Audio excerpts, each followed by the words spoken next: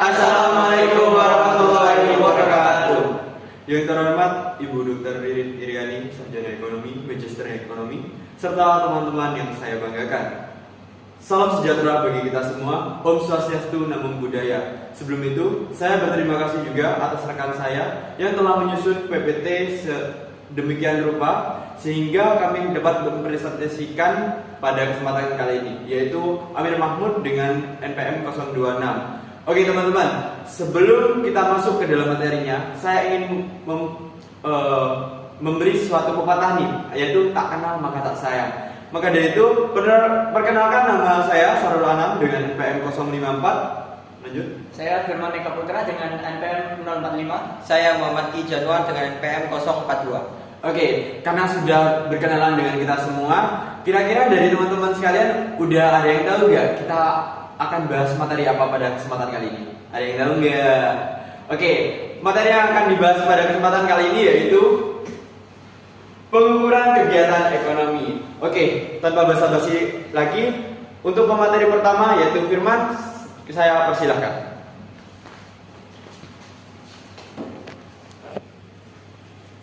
Oke, terima kasih kepada Sarul Anam selaku moderator kita. Selanjutnya kita akan belajar tentang pengukuran kegiatan ekonomi. Nah, di sini kita membagi subbab menjadi 5 subbab. Yang pertama adalah gambaran kegiatan ekonomi melalui arus produk dan arus pendapatan. Yang kedua, produk nasional dalam arti real, nominal, dan deflator. Yang ketiga, indeks harga, laju inflasi, dan laju pertumbuhan ekonomi. Yang keempat, perhitungan pendapatan nasional, dan yang terakhir, manfaat dan kendala dalam perhitungan pendapatan nasional. Oke, next. Oke, selanjutnya yang pertama adalah gambaran kegiatan ekonomi melalui arus produk dan arus pendapatan. Nah, jadi di sini ada dua pendekatan. Ya, pendekatan yang pertama adalah pendekatan arus produk. Nah, gimana hasil dari pendekatan arus produk ini akan menghasilkan produk nasional bruto atau biasa disebut dengan gross national product yang biasa disingkat GNP. Yang kedua, pendekatan arus pendapatan. Nah, pendekatan arus pendapatan ini akan menghasilkan nilai penghasilan masyarakat keseluruhan. Nah, ini disebut dengan gross national income atau disingkat GNI. Oke, next. Nah, di sini adalah arus model circular flow. Nah, ini adalah arusnya, dan ini RTK ini adalah rumah tangga konsumen dan RTP ini adalah rumah tangga produsen. Jadi RTK menyertakan faktor produksi kepada RTP. Nah, faktor produksinya ini bisa berupa tenaga kerja, tanah dan modal, dan lain-lainnya. Nah, setelah RTK menyertakan faktor produksi kepada RTP, maka RTP memberikan feedback kepada RTK. Nah, itu berupa pendapatan, gaji, sewa, dan lain sebagainya. Nah, ini yang akan dihitung kepada flow of income atau arus pendapatan. Nah, yang kedua ini, yang bawah ini adalah flow of final good atau arus produk. Nah, ini RTP menjual barang kepada rumah tangga konsumen.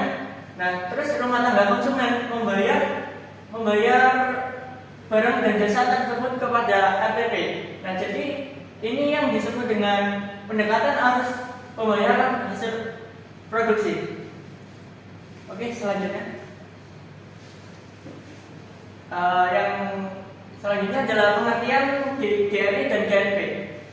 GNI dan GNP merupakan nilai keseluruhan produk atau pendapatan dari suatu negara.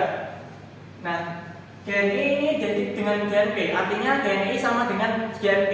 Perbedaannya hanyalah ini saja. GNI dihitung berdasarkan arus pendapatan, sedangkan GNP dihitung berdasarkan arus produk. Oke, next. Selanjutnya GNP bisa dihitung berdasarkan flow of final goods atau arus produk. Nah, di sini GNP adalah nilai suatu produksi yang dihasilkan oleh masyarakat dalam kurun waktu 1 tahun. Selanjutnya perhitungan GNP didasarkan kepada empat ini, yaitu yang pertama pengeluaran RTK yang untuk membeli barang-barang konsumsi. Ini dilakukan dengan C. Yang kedua, pengeluaran RTP untuk keperluan investasi yang dilembagakan dengan I. Yang ketiga, pengeluaran RTN untuk belanja keperluan negara atau pemerintah yang dilambangkan dengan G. Selanjutnya yang terakhir adalah pengeluaran RTLN untuk keperluan barang ekspor yang dilambangkan dengan X. Oke, selanjutnya. Nah, selanjutnya adalah GNI. GNI dihitung berdasarkan flow of income atau arus pendapatan. Nah, GNI ini adalah nilai keseluruhan pendapatan masyarakat dalam suatu negara dalam kurun waktu 1 tahun. Perhitungannya ini didasarkan kepada balas jasa yang diterima masyarakat oleh pemilik faktor produksi yang terdiri dari yang pertama, biaya yang dibayarkan berupa upah kepada tenaga kerja. Yang kedua, uang sewa yang dibayarkan kepada pemilik tanah seperti yang tadi saya jelaskan. Dan yang ketiga ini bunga yang dibayarkan kepada pemilik modal. Jadi yang pemilik modal lagi menanamkan modalnya ke suatu perusahaan dan perusahaan memberikan bunga kepada pemilik modal tadi. Next. Selanjutnya adalah pengertian dari produk atau pendapatan domestik dan produk atau pendapatan nasional. Yang pertama, gross national product atau gross national income. Nah, ini adalah nilai produk atau pendapatan yang dihitung berdasarkan pada faktor produksi milik negara, baik yang berada di luar negeri maupun di dalam negeri. Contohnya, kalau ada penduduk Indonesia yang bekerja di luar negeri dan mendapatkan pendapatan di sana, nah itu akan dihitung ke GNI ini. Dan orang Indonesia yang bekerja di Indonesia dan mendapatkan pendapatan di Indonesia itu juga akan dihitung di GNI ini. Yang kedua adalah GDP atau GDP atau GDI. Nah, ini adalah nilai produk atau pendapatan yang dihitung berdasarkan batas wilayah geografis di mana produk tersebut dihasilkan. Contohnya, di Indonesia ada perusahaan luar negeri yang menghasilkan produk di Indonesia dan mendapatkan pendapatan di Indonesia. Nah, itu akan dihitung di GDP ini. Dan di Indonesia ada perusahaan Indonesia yang beroperasi di Indonesia dan mendapatkan pendapatan di Indonesia, itu juga akan dihitung kepada di GDP dan GDI ini. Selanjutnya, nilai yang ini adalah selisihnya. Jadi nilai GNP dengan diselisihkan dengan GDP ini akan disebut dengan net factor per unit. Oke, next. Selanjutnya adalah produk nasional dalam arti real, nominal, dan deflator. Yang pertama, GNP nominal. GNP nominal ini dihitung berdasarkan harga yang berlaku pada tahun produk tersebut dihasilkan.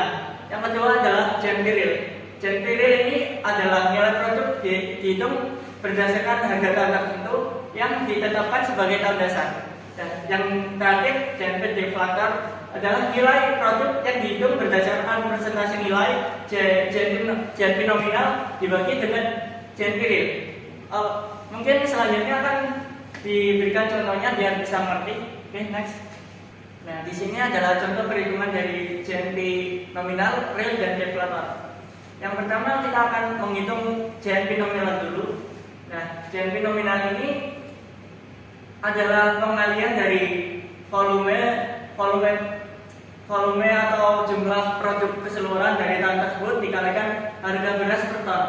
Nah, ini jadi 1000 dari volumenya dikalikan 200 dari harga berasnya. Hasilnya adalah 200.000. Nah, untuk selanjutnya ke bawah terus seperti ini. Yang kedua adalah GNP real. GNP real adalah jumlah volume dari tahun awal dikalikan dengan harga tahun dasar. Nah, tahun dasar ini biasanya didapatkan dari tahun yang sangat stabil dari inflasinya dan laju pertumbuhan ekonominya stabil. Nah, itu biasanya diambil sebagai tahun dasar. Nah, di sini tahun dasarnya adalah 2002. Jadi GNP realnya adalah 1000 dari jumlah volume tahun tadi dikalikan dengan 250 harga beras dari tahun dasarnya. Selanjutnya yang kedua juga seperti itu, karena ini volume ton di tahun 2002 adalah 1200 dikalikan dengan harga beras di tahun dasarnya. Tahun dasarnya 2002, berarti 200, dikali 250, hasilnya 300 dan seterusnya. Yang terakhir adalah GNP deflator atau biasa disebut dengan indeks harga. Nah, di sini dari harga beras tahun yang dihitung dibagikan dengan harga beras tahun dasar. Nah, di sini karena harga beras yang tahun dihitung ada dari 2001 adalah 200, berarti 200 dibagikan dengan harga beras tahun dasarnya yaitu 250. Hasilnya adalah 80. Dan yang kedua, 250 dibagikan dengan tahun dasarnya juga 250, hasilnya 100. Dikalikan 100 jadi hasilnya 100. Oke. Terus yang ke bawah juga seperti itu, sama saja. Oke, materi selanjutnya akan dijelaskan oleh rekan saya, Kiki.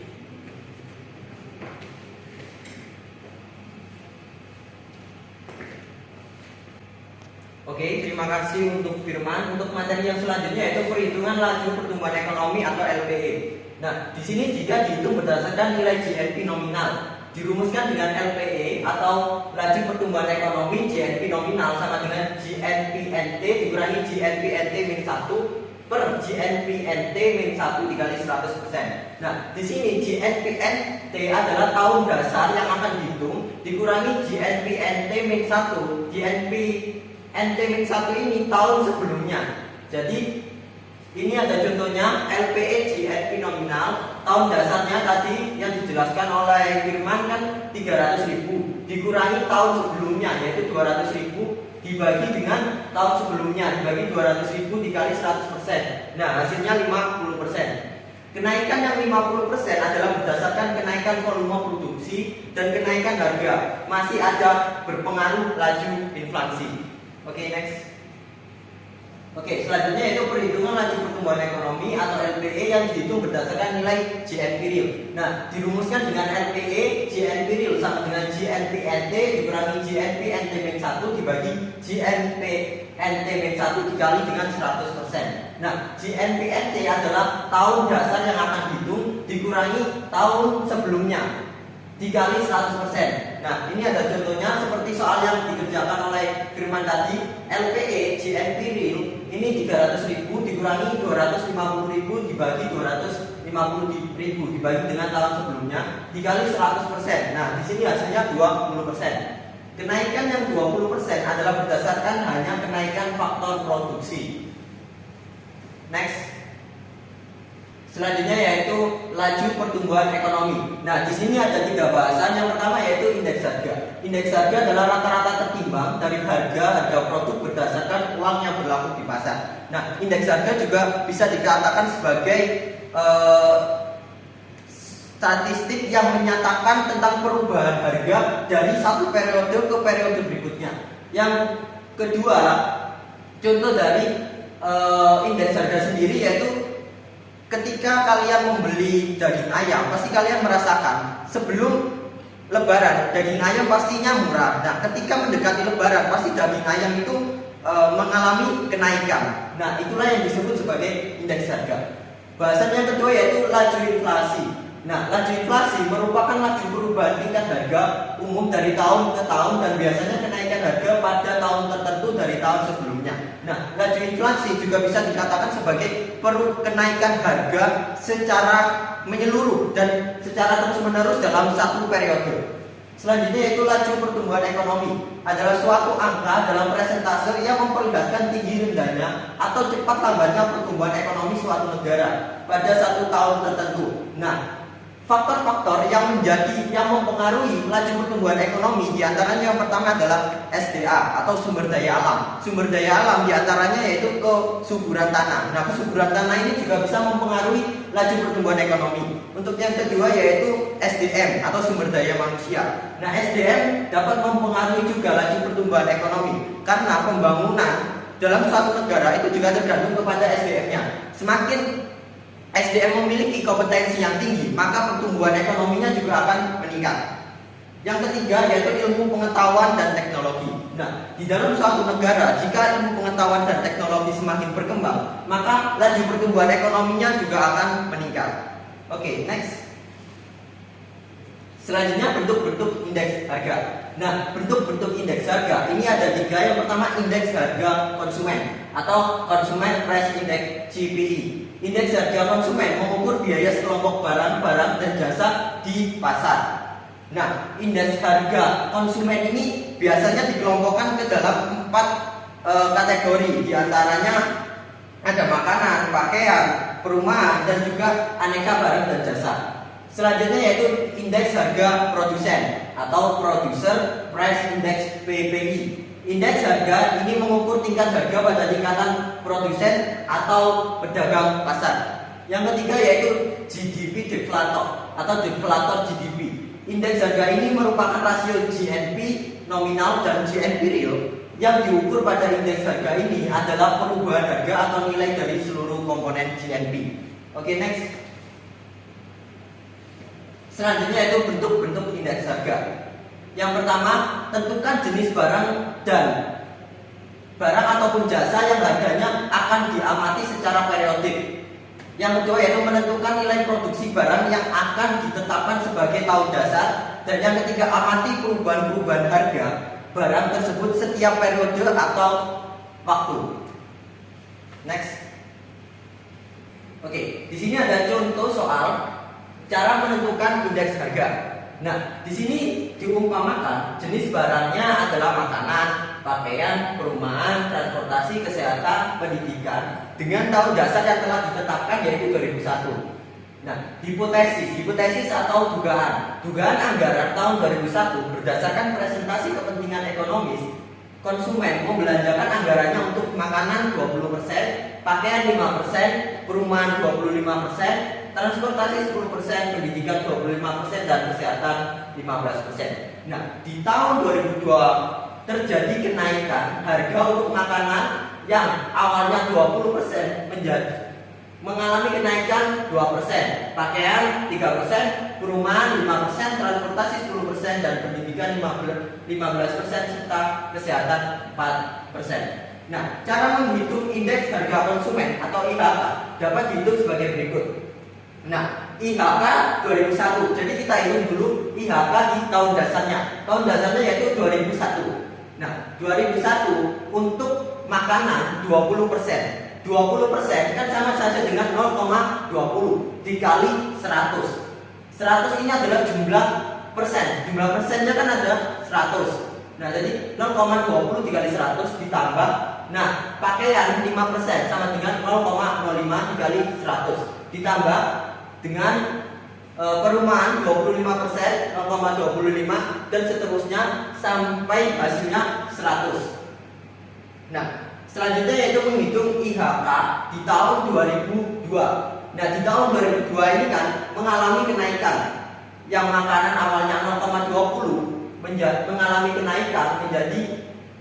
kenaikan 2%. Jadi ininya dikali dengan kenaikannya. Misalkan ini makanan mengalami kenaikan 20, jadi tidak lagi 100 tapi 2. Jadi 0,20 dikali 102. Selanjutnya pakaian mengalami kenaikan 3%, maka ini juga diganti menjadi 3. Dan seterusnya sama sampai akhirnya 107. Nah, di sini mengalami kenaikan yang awalnya 100 menjadi 107. Next. Oke, selanjutnya yaitu menghitung laju inflasi. Inflasi sama dengan IHK N dikurangi IHK N-1 per IHK N-1 dikali 100%. Nah, IHKN sama dengan tahun yang sekarang, IHK tahun sekarang dikurangi dengan IHK tahun sebelumnya. Jadi ini IHKN tahun sekarang dikurangi dengan tahun sebelumnya dibagi dengan tahun sebelumnya dikali dengan 100%. Next. Oke, perhitungan pendapatan nasional. Di sini ada tiga metode dalam menghitung PN atau pendapatan nasional. Yang pertama metode produksi. Metode produksi ini dihitung dengan cara menjumlahkan nilai produksi yang diciptakan oleh sektor ekonomi secara satu periode tertentu. Yang kedua yaitu metode pendapatan, dihitung dengan cara menjumlahkan keseluruhan balas jasa atau income yang diperoleh pemilik faktor produksi yang ikut dalam proses produksi.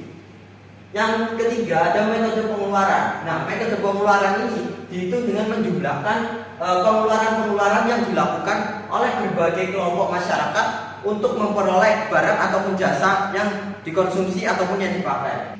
Oke, untuk materi selanjutnya akan dijelaskan oleh rekan saya Sarul. Untuk Sarul saya persilakan.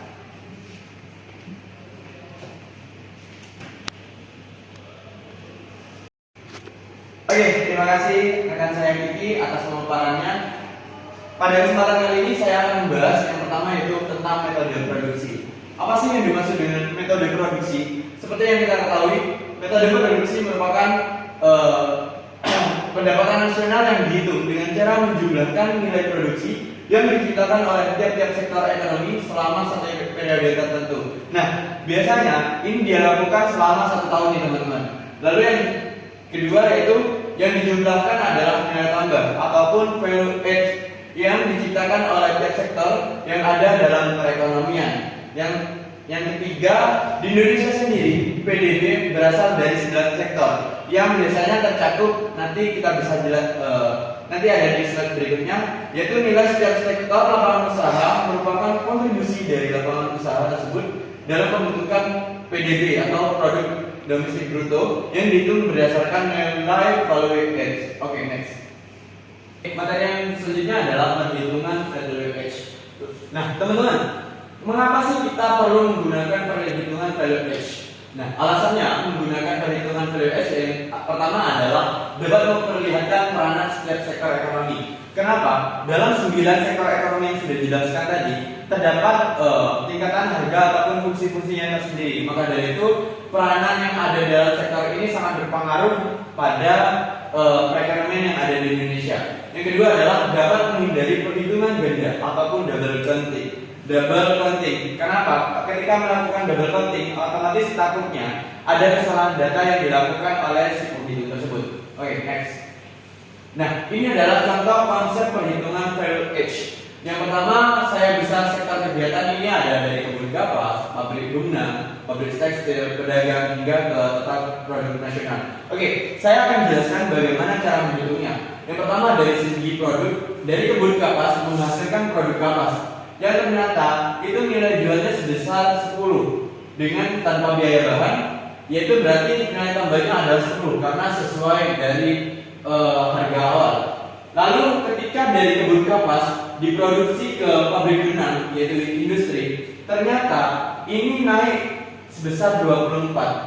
Nah, biaya bahan ini apa? Biaya bahan ini berdasarkan dari nilai harga awal yaitu 10. Ternyata dari 10 tadi ditambahkan dengan 14 karena ini total akhirnya adalah 24. Nah, setelah dari pabrik benang itu berlanjut ke pabrik tekstil industri yang dijadikan suatu produk baru yang namanya kain. Ternyata pada produk kain ini menghasilkan nilai jualnya itu sekitar 40 dengan nilai akhir tadi termasuk di biaya bahan sebelumnya ya, yaitu 24 ditambah ada nilai tambahan sebesar 16. Setelah dari pabrik tekstil industri ini ternyata dijual ke pedagang yang ternyata nilai akhirnya itu sebesar 50. Nah, biaya bahannya itu 40 berdasarkan nilai akhir sebelumnya, ditambahkan ternyata ada nilai tambah sebesar 10 sebelumnya dari pabrik tekstil ke pedagang.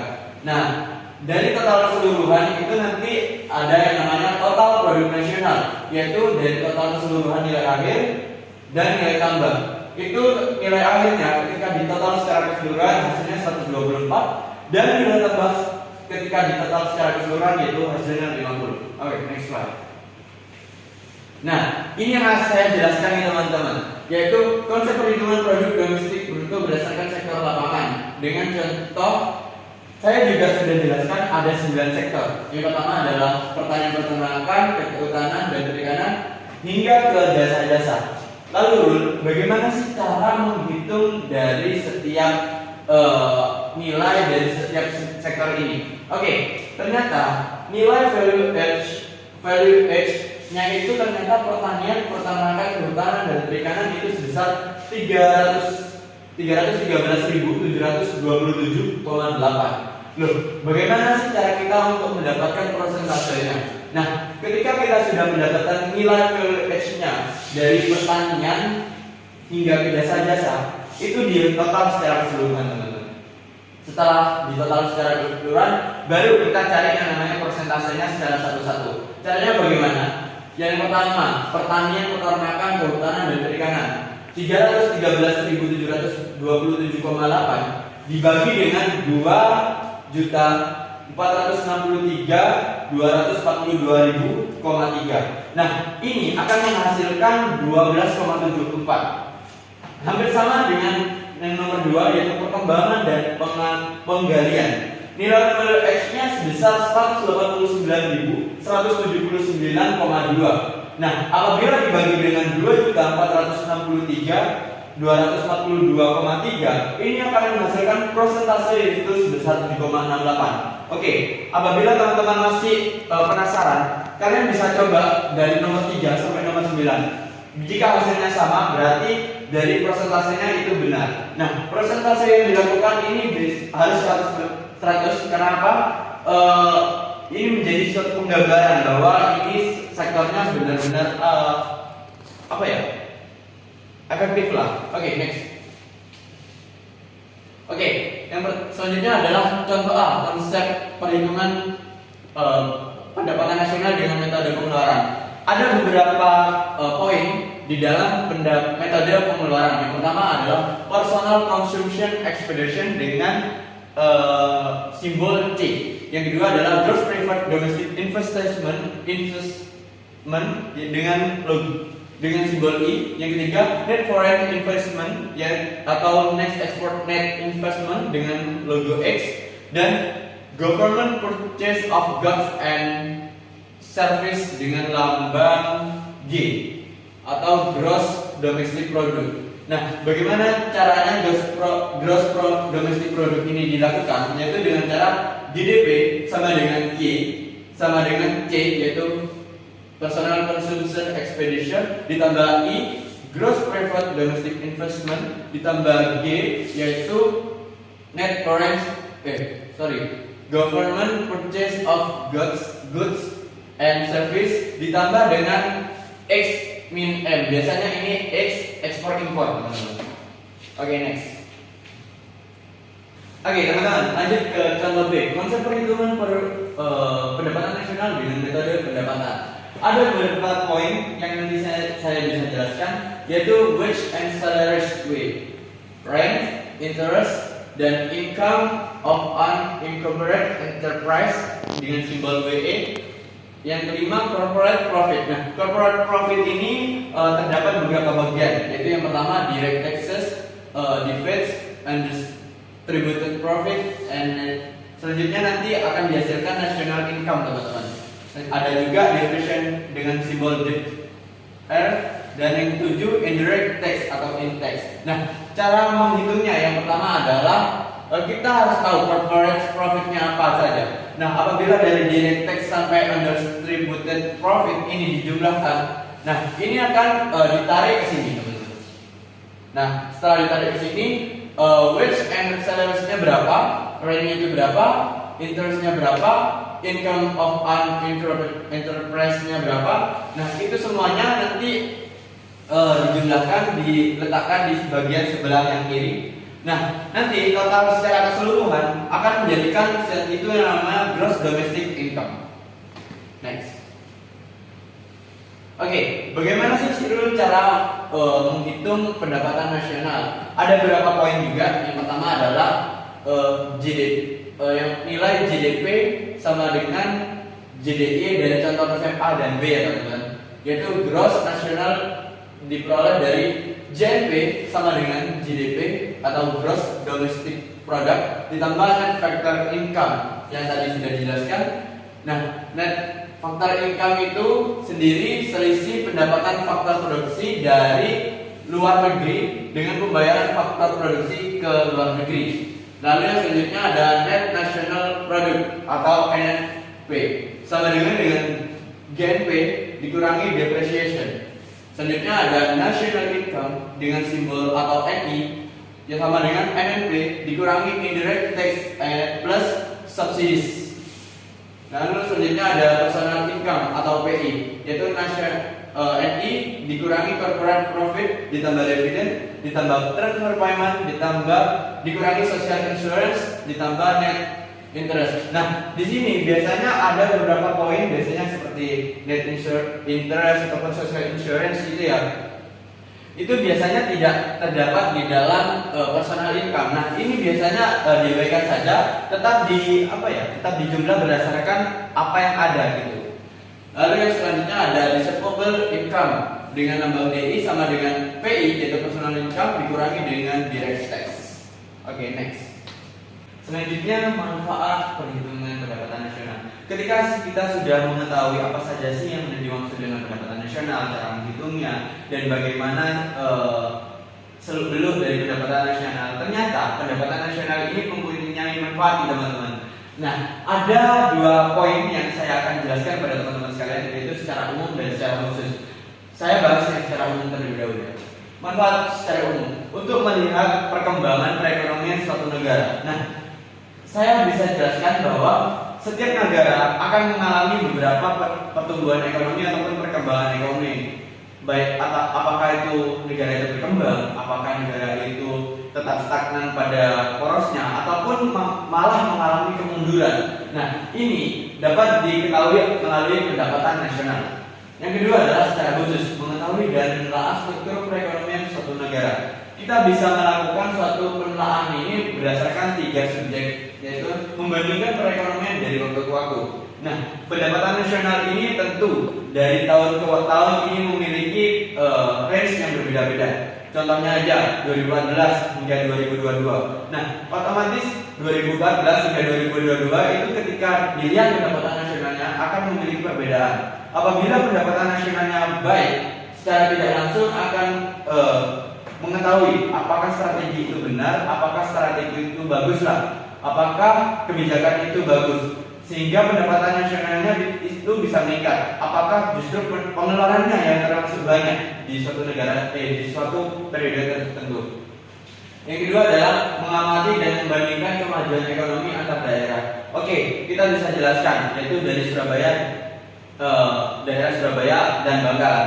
Nah, ketika kita kaji secara pendapatan nasional, secara otomatis pendapatan nasional yang ada di Surabaya ini lebih meningkat, yaitu dengan UMR-nya saja sekitar 3-4 juta dibandingkan dengan Bangkalan, yaitu kota kelahiran saya, yaitu hanya sekitar 1.500.000. Nah, ketika dilihat dari pendapatan tersebut saja, itu akan kita kalkulasi memiliki range yang berbeda. Nah, kenapa? Ini bisa dijelaskan dari beberapa faktor yang sudah dijelaskan tadi.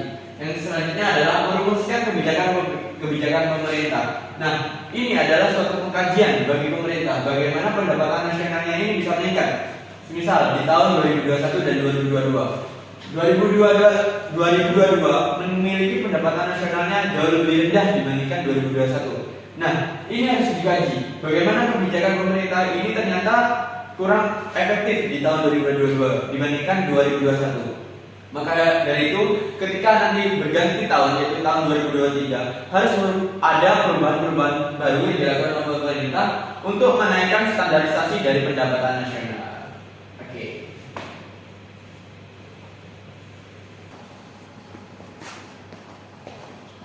Oke, teman-teman sekalian, berakhir sudah presentasi yang kami sampaikan.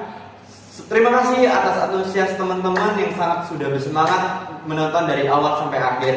Saya sangat apresiasi teman-teman. Semoga bermanfaat ilmu yang kami sampaikan. Apabila ada kekurangan, kami mohon maaf sebanyak-banyaknya. Terima kasih. Sekian dari kami. Wassalamualaikum warahmatullahi wabarakatuh. See you.